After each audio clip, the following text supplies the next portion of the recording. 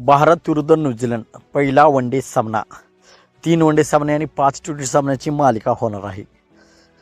तर भारत विरुद्ध न्यूझीलंड पहिला वनडे सामना किती तारखेला खेळला जाणार आहे हे आपण या व्हिडिओमध्ये जाणून घेणार आहोत.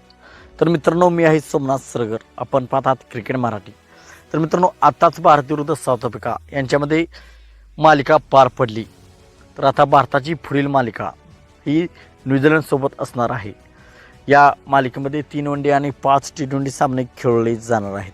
तर 11 जानेवारीपासून या मालिकेला सुरुवात होणार आहे. प्रथमतः 3 वनडे सामने खेळवले जाणार आहेत. या वनडेमध्ये रोहित शर्मा आणि विराट कोहली खेळणार आहेत. तर 11 जानेवारीला पहिला वनडे सामना वडोदराच्या स्टेडियमवरती खेळला जाणार आहे. तर हा वनडे सामना दुपारी 1:30 वाजता सुरू होणार आहे. 1 वाजता टॉस होणार आहे आणि 1:30 वाजता हा सामना सुरू होणार आहे.